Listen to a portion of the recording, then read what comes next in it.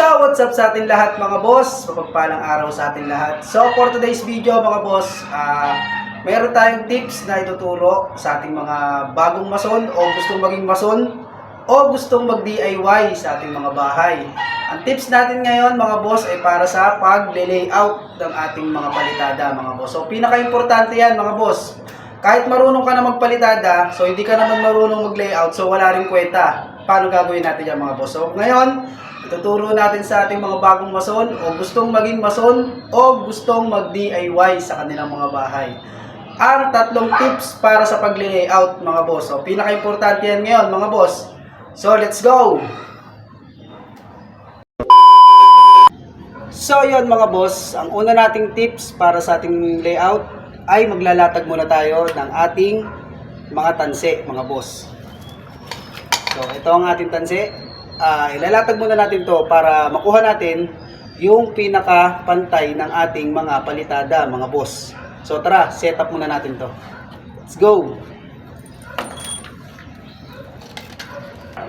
So yun mga boss, dumako na tayo sa ating pangalawang tips para sa ating pag-layout mga boss. So ang gagamitan natin siya ng hulog mga boss. Ayan, ito ang ating hulog para mailagay natin sa hulog ang ating mga palitada mga boss. So yun mga boss, meron kasing ibang mason na ang ginagawa ay nilalapatan ng level bar tapos ipinapatong doon sa pako na pinaglagyan ng tanse. So hindi uubra yung mga boss, huwag niyong gagayahin yon kasi hindi talaga mailalagay sa hulog mga boss. So importante pa rin talaga itong hulog na to dahil dito tayo susunod ng ating mga kapal para dun sa pagpapalitada mga boss. So lagyan natin ng hulog mga boss. Let's go! So yun, dumako na tayo dito sa huling-huli natin. So mga boss, ito'y talagang napaka-importante pagka nahulugan na natin ang ating mga pader mga boss. So kumuha tayo ng sukat galing dun sa taas kasi dun tayo naghulog mga boss. So, ayan. Kung makikita ninyo, kumuha tayo ng 2 cm mga boss. Ayan. 2 cm o sentimetro mga boss. Ayan. Pag kumuha ka dito sa taas ng pinakasukat mo, so dalhin mo siya dito sa baba mga boss. Ayan o. So pagdating sa baba, so ang kuha din natin syempre 2 cm. Ayun ang lumabas sa ating hulog. So kung mapapansin nyo mga boss, putol lang ginamit natin pako. Ayan o. Putol siya. Sinadya natin yan. Para paglapat mo dito ng eskwala, dire-diretso siya doon mga boss. Ayun o. Yun ang huling-huling pako. Ayan. Pag nag-eskwala ka galing dito, yun din ang dadalhin mo doon mga boss. Ganun ang technique natin doon.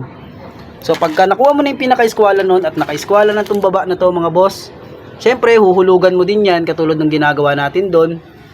So yun din ang i-adjust mo para dito. Yan, yung pako na to mga boss ha, importante yan.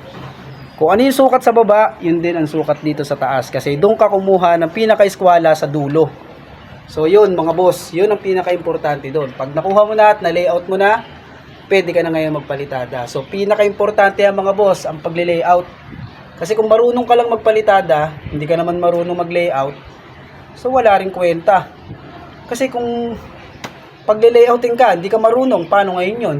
Eh ang marunong ka lang, palitada lang. Alam mo kung saan ka mapupunta? Doon ka sa labas o kaya naman doon ka sa likod ng bahay. Ang tawag nila doon, kiskis pahid. Ganon ang kalalabasan mo kasi hindi ka marunong mag-layout. Paano ka rito sa loob? Lalo na kung may tiles yung pader. Napakasela nun mga boss. Doon tayo malalagot pagka itatiles na ng mga finishing yung ating mga pader. Siyempre, sino nga naman daw nagpalitada nun? Siyempre, wala ngayong imik. So, yun ang pinaka-importante mga boss, ang pag-layout. So hindi natin muna ipapakita dito kung paano tayo magpapalitada kasi ang topic natin ngayon ay ang pag-layout ng ating mga pader. So yun lang mga boss.